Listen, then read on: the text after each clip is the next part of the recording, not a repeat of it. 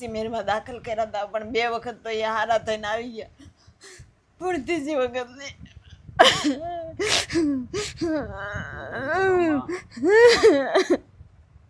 નમસ્કાર દોસ્તો, હાલ અમે સુરતમાં છીએ અને એક એવા પરિવાર પાસે આવ્યા છીએ જે ખૂબ જ ખરાબ હાલતમાં પોતાનું જીવન જીવી રહ્યા છે. બેનને એક દીકરો અને દીકરી છે. ઘણી નાની ઉંમર છે, દીકરાને ભણવું છે, પણ કહેવાય ને કે કોઈને કોઈ રીતે એક માં ભણાવી નથી શકતી, કેમ કે ઘરની સગવડ જ એવી બધી નથી. એટલે બેન ઘણી બધી મહેનત કરે છે, કચરા પોતા કરવા જાય છે અને પોતાના દીકરાને ભણાવવા માટે શું કહેવાય ધોળા કરી રહ્યા છે, પણ કોઈને કોઈ રીતે ઘણી બધી તકલીફો પડે છે. અને હાલ તો મેન જરૂરિયાત છે દોસ્તો ખાવા માટેનું, કેમ કે માણસને ગમે એટલું ગમે જગ્યાએ જઈ લે અથવા તો ગમે જગ્યાએ ગમે એટલું કામ કરી લે, પણ પૂરતું ખાવાનું ન હોય, શરીરની અંદર એનર્જી ન હોય તો કામ પણ ન કરી શકે. તો આપણે બની શકે એટલી બેનને મદદ કરવાની કોશિશ કરી. તમે કન્ટિન્યુ એપિસોડ જોવો અને તમારા દરેક ગ્રુપમાં શેર કરો. બેન, મારું નામ નરેશભાઈ છે. તમારું નામ શું છે બેન? પટેલ શારદાબેન મોહનભાઈ. બરોબર. તો બેન, ઘરમાં કોણ કોણ રહ્યો છો બેન તમે? મેં મારો છોકરો ને છોકરી તો 3 જણા. તો પછી બેન શું તકલીફો પડે છે? તકલીફમાંથી એવું, હવે એના પપ્પા હતા ત્યારે સહારો હતો, પણ હવે એ ઓફ થઈ ગયા પછી 6,500 ઘર ન ચાલતું.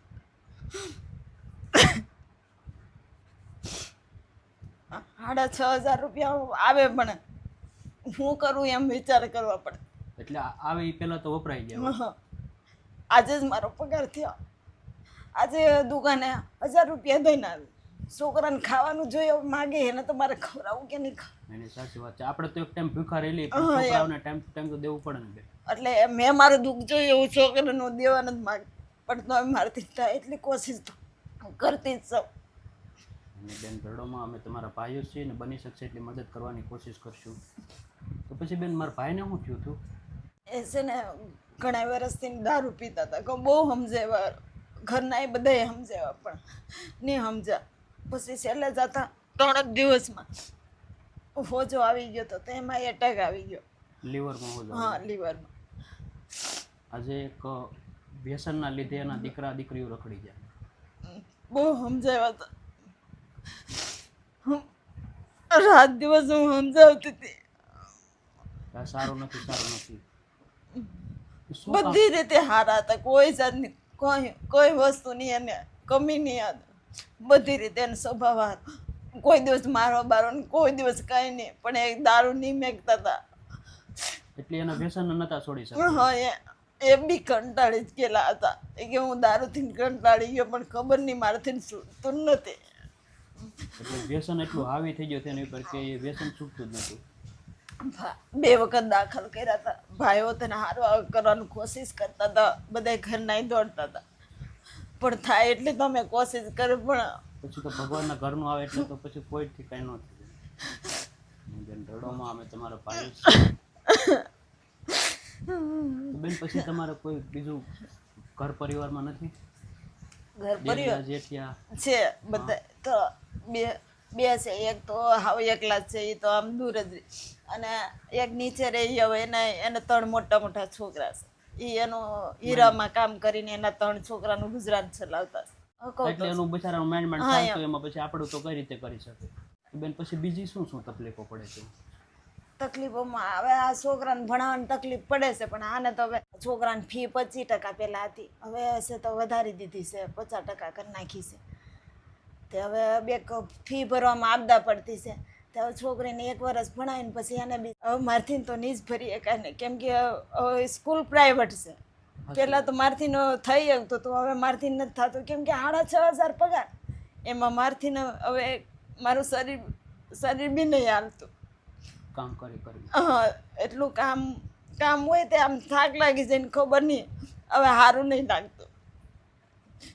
એકલા પડી ગયા. મારા ભાઈ જતા રહ્યા પછી થોડુંક ઓલું થાય એમ. એને બેન તો હું સમજી શકું કે કોઈ પણ બેન હોય જ્યારે ઘરના ધણી જતા રહે એટલે એ ઘર ઉપર કેવી આફત આવતી, કેમ કે અમે તો કોઈની સામે કહેવાતું બી નથી કે હું કરું. એટલે કોઈને દુઃખની વાત કરી પણ નથી શકતા. લગ્ન થયા ત્યારથી મારે એના પપ્પાને બહુ સમજાવ્યું, પણ પહેલાં છે ને શરૂઆતમાં તો સારું હતું, થોડો પીતા હતા. સમજાવી પણ એમ કે આમ સારું, બધી રીતે સારું, પણ એક કામ કરતા વ્યવહારમાં બધી રીતે બધી રીતે નતા છોડી શકતા. પણ વ્યસન છોડતા જ નહોતા. ગમે એટલું જેમ સમજાવીને એમ હવે ભગવાન જાણે કે એને હું રસ્તો હોય જોઈ જ નહીં ખબર. પછી બીમાર થઈ જાય, બીમારમાંથી 2 વખત બીમાર થયા હતા. 2-3 વખત મેં દાખલ કર્યા સરકારી સિમેરમાં દાખલ કર્યા હતા, પણ 2 વખત તો એ હારા થઈને આવી ગયા, પણ ત્રીજી વખત નહીં.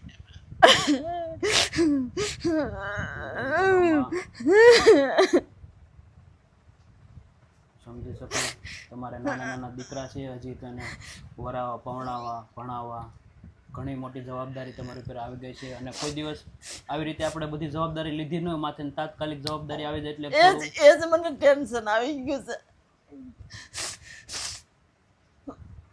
કે છોકરાનું હું કેવી રીતે હું મોટા કરી શકીશ એમ થાય છે. સાચી વાત છે, હું સમજી શકું. અને એના પપ્પાને બી સમજાવ્યો પણ નહીં સમજ્યા.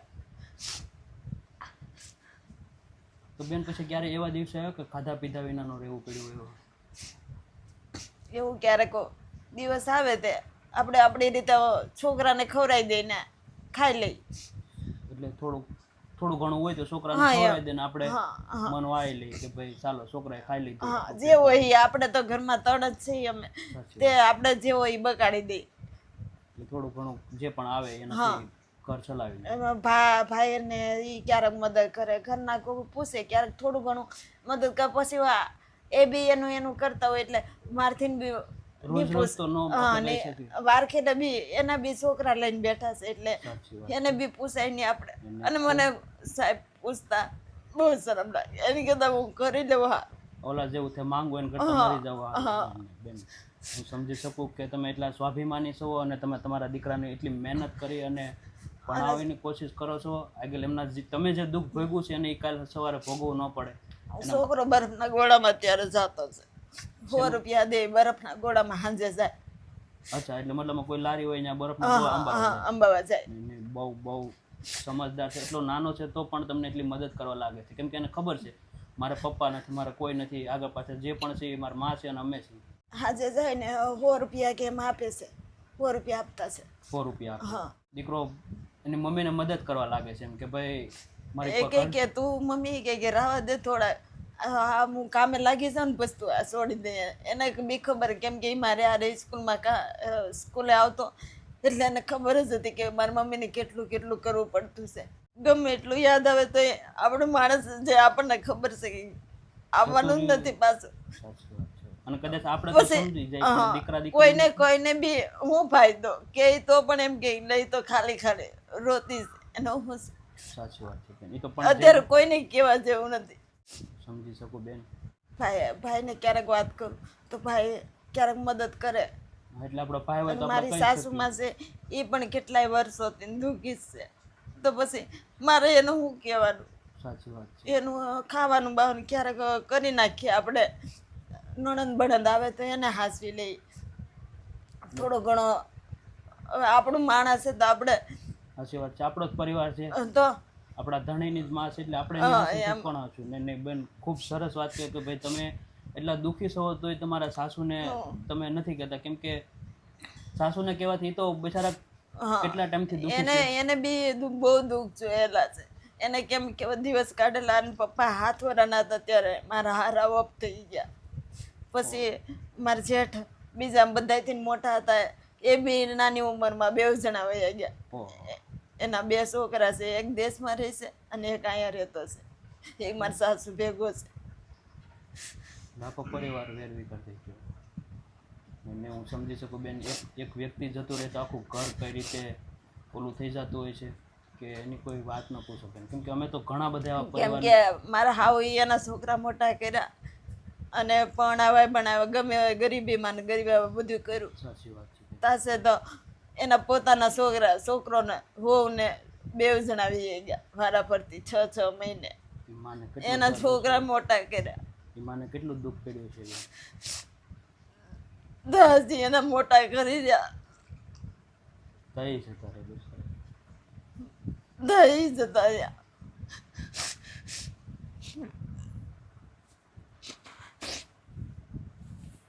તો પછી બેન આમ તમારું મૂળ વતન કયું? ભાવનગર કોટડાના. ઉષા કોટડા હા હા. તો પછી સુરતમાં કેટલો ટાઈમ થયો બેન તમારે? મારા મમ્મી ને પપ્પા તો અહીંયા જ રહેતા હતા. હા પછી લગ્ન અહીંયા થયા, મારા હાઉની અહીંયા રહે છે ઘણા વર્ષોથી. ના પહેલાં વાડીયુંમાં રહેતા, વાડીયુંમાં દાડિયું કરી કરીને નાનું અમથું પતરાવાળું રૂમ રાખી. પછી એ છે તો એ બેસીને દાડિયું કરીને આયરો પ્લોટ રાખ્યો. આ જે મકાન છે એ તમારું બધાનું હૈયારામાં છે? હા જેઠિયા બધા હરિયારામાં છે.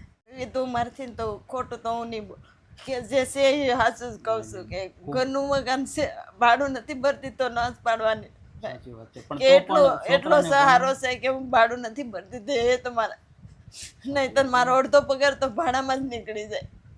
એટલે એ તો બહુ સારી વાત છે. ગમે એવું છે, ભલે પતરાવાળું તો પતરાવાળું બહુ તાપ ને બધું લાગે, પણ હવે પણ જે છે એ આમ સુખી છે. રહેણાંક આપણી એક થઈ ગઈ એમ. એ ભાડાનું ટેન્શન નહીં તમારે, કેમ કે પછી માની લો કે તમે 6000 નું કામ કરો તો મને પોણો પગાર તો ભાડામાં જતો. આ રૂમ બનાવી તો પણ અમે વ્યાજે પૈસા લઈને જ બનાવી હતી. કેમ કે અમે 500 600 800 એવી રીતે પૈસા દઈ દઈને એને પૂરા કર્યા. થોડા ઘરેણા 82 નાખ્યા હતા.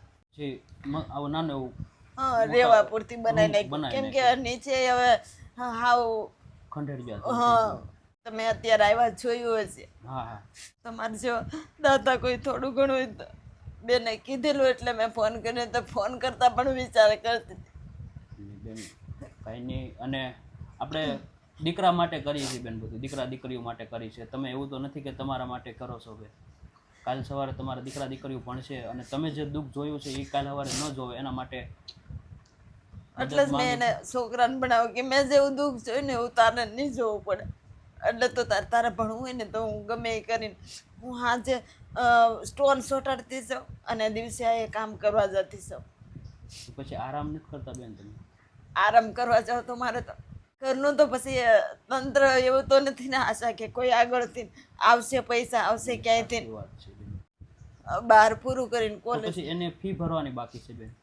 એની ફી મેં અડધી ભરી દીધી છે સાહેબ. ને અડધી બાકી? અડધી બાકી છે. કાંઈ વાંધો અને આની તો બધી જ બાકી છે, કેમ કે એની તો 50% કીધી છે. તો વર્ષે મેડમને મેં વાત કરી કે મેં મારથી ફી એટલી બધી નહીં ભરી શકાય, જો તમે કાંઈ થોડી ઘણી રાહત થતી હોય તો કે અમે ઉપર વાત કરશું. મેં તો એટલી બધી એને પપ્પા નહીં મળે એટલે મારથી તો એટલી બધી ફી નહીં ભરાય, પણ તોય તમે થોડી ઘણી સહારો કરજો, પછી હું વર્ષની અંદર તમારી પૂરી કરી દઈ થોડી થોડી કરીને. એટલે મહિને 1500 છે, 2000 છે, એટલા બધા તો દેવાય નહીં સર, કેમ કે એટલા એના દઈ દો તો ઘરમાં પછી ખાવાનું લાવવું કે હા લાઇટ બિલ આવે, પાણી બિલ આવે, બધું આપણે માથે છે. 6000 ની અંદર બધાની નાની મોટી જરૂરિયાત 6000 એ આવે ને વિધવાના 1200 રૂપિયા આવે છે. એ હમણાં ખાલી 2-3 મહિનાથી ના આવતા છે. ચાલુ થયા એમ. હા બેન ઉપાધિ કરવામાં અમારથી જે પણ થઈ શકશે ને એટલી બેન મદદ કરવાની કોશિશ કરશી.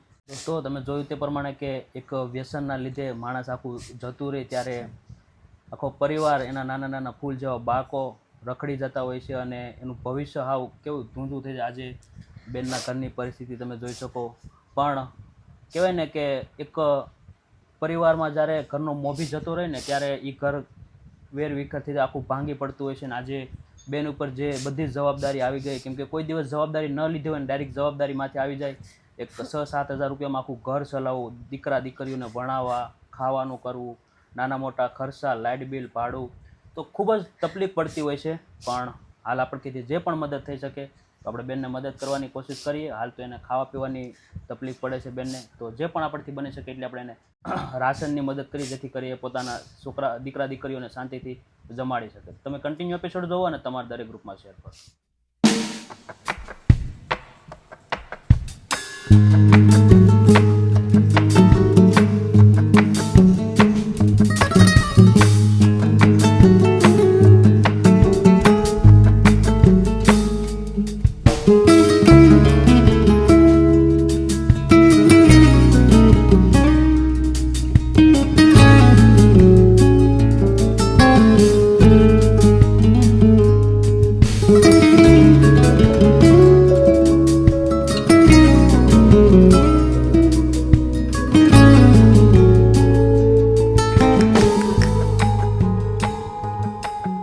તો બેન તમારે જે પણ રાશન જોતું હતું બધું રાશન આવી ગયું બેન? બધું જ આવી ગયું. મારે કેવું લાગ્યું બેન? બહુ જ ગમ્યું. સાહેબ અને બેન રડોમાં અમારથી જે પણ થઈ શકે એટલી મદદ કરવાની કોશિશ કરી. એટલું રાશન મારે વરદી નીકળી જશે, ને ને બસ થોડો સહારો મળી જશે.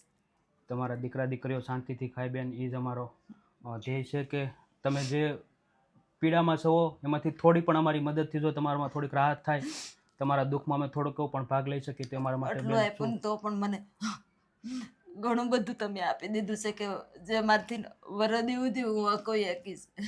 ચોક્કસ ચોક્કસ બેન. અને આ મદદ છે એ ભાઈએ નામ આપવાની ના પાડી છે, પણ એણે કીધું કે ઠાકરના નામનું આપી દેજો, તો એમના તરફથી છે. તો એમના વિશે શું કહેશો બેન? જેને પણ આપ્યું હોય ને એનો ખૂબ ખૂબ આભાર છે મારા તરફથી. ભગવાન એને ઘણું આપશે. આવીને આવી કોઈ પણ દુખ્યું બેન મારી જેવી હશે બધાને મદદ કરે એટલે એને ભગવાન પ્રગતિ આપે કે એનું શું નામ છે. ચોક્કસ ચોક્કસ બેન. અને થેન્ક યુ સો મચ ભાઈ કે તમે આજે ઠાકરના નામથી જે આ પરિવારને એટલું આપ્યું છે. Thank you so much. ભગવાન તમને ખૂબ આપે, ઠાકર તમારી બધી જ મનોકામના પૂરી કરે, અને તમારા થકી આજે આ પરિવારમાં થોડી ઘણી પણ રાહત થઈ છે તો એ આપણા માટે સૌના બધાના માટે સારી વાત કહેવાય કે આજે આપણે થોડીક એવી મદદથી આ પરિવારમાં થોડુંક પણ રાહત થશે તો એ આપણા માટે સૌથી મોટી સેવા થશે. બસ આવી રીતે પ્રેમ સપોર્ટ આપતા રહેજો અને વિડીયોને વધુ શેર કરજો. જય હિન્દ, જય ભારત.